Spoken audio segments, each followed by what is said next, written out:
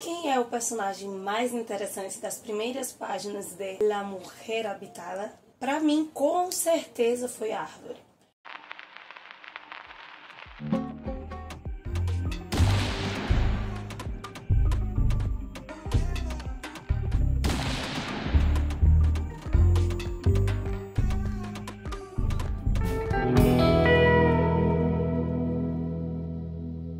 O que temos para hoje, Sanchos e Dulcineias? Eu sou a Larissa Bertolino, você está no canal Uma Garota Quixotesca, onde nós tratamos de literatura sempre partindo de ideias, pressupostos, temáticas que saiam do nosso queridíssimo Dom Quixote de La Mancha. E mais especificamente, você se encontra no episódio de número 1, a nossa largada da jornada de leitura conjunta de La Mujer Habitada, da Gioconda Belli. E eu já digo para você que eu gostei bastante do formato da narrativa. Era um tipo de forma de construção do texto, das ideias, que eu estava sentindo falta, e isso tá bem nítido aqui. Para as primeiras páginas, para a primeira semana, tudo bem que são 25% já do livro lido, mas nós tivemos muita coisa importante, tanto na forma, quanto no enredo, quanto de ideias que saem de alguns personagens aqui. Talvez a mais interessante dela seja o paralelismo entre a Itzá e a Lavínia. Nós temos essas duas narrativas diferentes, né, paralelas. Sempre que tem algo acontecendo ali na vida da Itzá,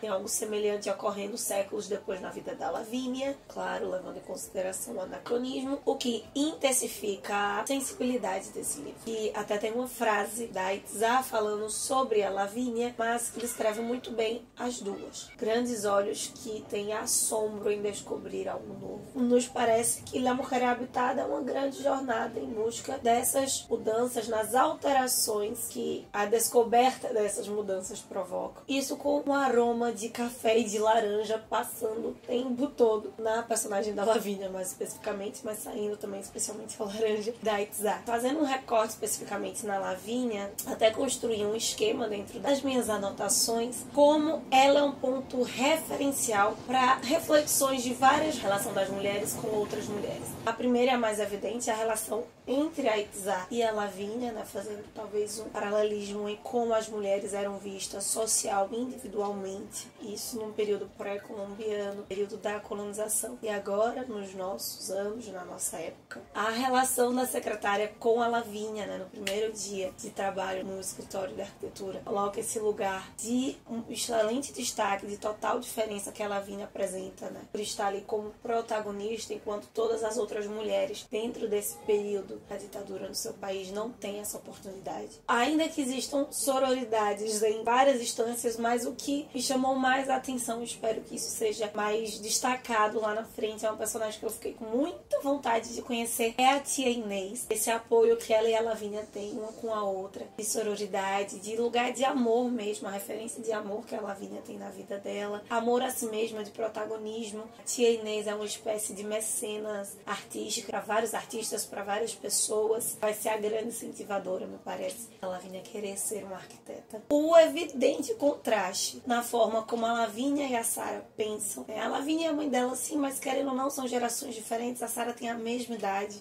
e a forma como elas interpretam os romances, a vida, a relação, as relações amorosas é bem dísparo, que traz de muitas provocações e discussões não acaloradas, claro, entre elas. Uma que ficou só jogada assim, acho que vai ser trabalhada nas próximas semanas, é a relação da Lavínia com a Flor. Me parece que a Flor será uma espécie de despertar da Lavínia para uma percepção sobre si mesma, talvez através da Itzá ou não, mas de todas as mulheres até agora, Flor parece carregar uma chavezinha no seu bolso, uma carta no baralho que ela soltará nas próximas páginas. Em relação com os homens, né, com o Antônio, com o Felipe, o Julian, o chefe, parece ser quem apoia mais a Lavínia, né, apesar dela ficar com o Felipe, mas enquanto indivíduo, enquanto profissional, parece dar mais liberdade, mais voz. Isso fica muito interessante, a costura disso, em paralelismo ao Felipe, exatamente por o reconhecimento, o lugar do amor, da paixão, não ser necessariamente o lugar onde há a maior realização, ser o lugar onde nos encontramos a nós mesmos, encontramos o auge da nossa vida. Inclusive, o personagem do Felipe tá me dando um certo ascozinho, o mesmo ascozinho que eu tive na relação casalzinho protagonista em Porquinho se nos dobram.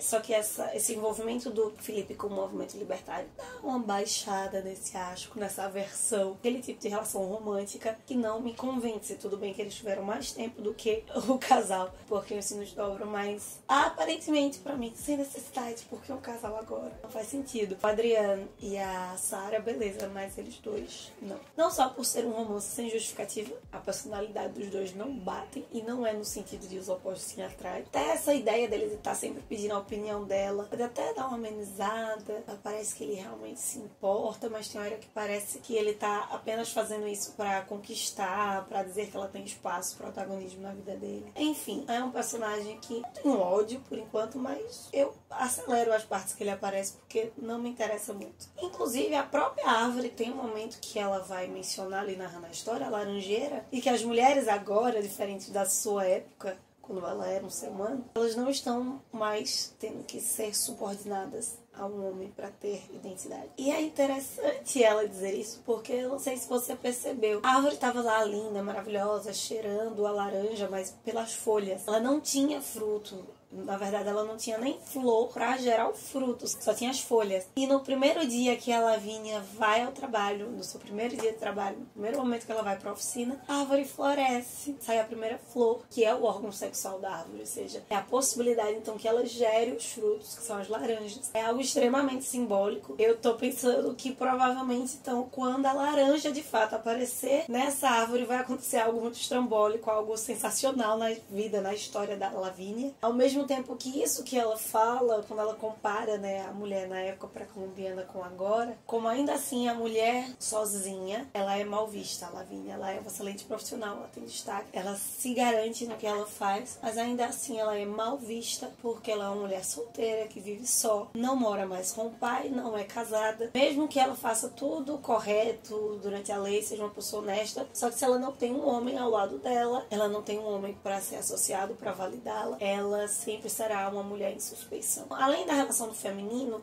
esse paralelismo, essas ideias vão trazer anacronismos e às vezes, no entanto, sobre o modo como se vê Deus, né, a religião, o espiritual, na verdade, porque tem esse choque, né, da religião pré-colombiana, da religião dos povos autóctones, com o catolicismo, a forma como o Deus cristianismo, o Deus da graça, foi apresentado violentamente, através da violência, através da morte, através da destruição da cultura do outro. Quando a Itzá menciona a ideia dos sacrifícios, né, alguns conceitos de como eles lidam com a morte, sendo a morte dos seus, a morte de fora, de alguém que não é do grupo, me traz a ideia de que, por estarmos num período, a Lavínia, né, num período de ditadura, esse livro vai estar repleto de reflexões sobre a morte, não só essas que apareceram aqui no primeiro capítulo, e nos diversos tipos de morte, a morte, o assassinato, a tortura, mas também o definhamento, né? Não à toa, depois de toda essa reflexão, aparece o Sebastiano ferido, parece ser o grande promotor da agitação, do movimento, talvez o que vai fazer com que esse romance ande pra frente. Mesmo sem a Lavínia se envolver com o movimento, esse processo de construção de empatia, de sensibilidade com a estadia do Sebastião ali na sua casa, está nos apresentando imagens muito bonitas elaboradas pela Gioconda Belli. Quando a Itzá fala que os sacrifícios foram desnecessários, né, muitos, tanto no sacrifício dos anciãos, mas inclusive no tanto de sangue derramado pelas lutas da colonização, isso pode ser extremamente colocado também nesse momento que o Sebastião entra ali, se fala da ditadura de modo mais detalhado até então, né? Como os sacrifícios, eles são desnecessários em ambos os lados, não importa em qual lado do espectro da luta você esteja. E junto com o Sebastião surge a flor. Eu acredito que ela será muito, muito mais relevante do que o Felipe. Claro, pode ser uma expectativa minha, mas deixou alguns indícios ali naquela primeira conversa dela com a Lavínia. Mas me conta você, qual a sua opinião? Quem você acha que vai ser mais relevante para a história da Lavínia na próxima semana? O Sebastião, a Flor, o Julián, a Sarah e o Adrian, que apareceram ali rapidamente. Me conta aqui embaixo qual é a sua ideia, quais são as suas propostas. É isso, meus queridos cavaleiros andantes. Esse foi o nosso comentário sobre os primeiros capítulos de La Mujer Habitada. Nos vemos quarta-feira para mais um passo dessa nossa visão histórica pela literatura espanhola. Continuamos nos vendo e comentando os capítulos dessa semana, 8 ao 14, lá no Instagram,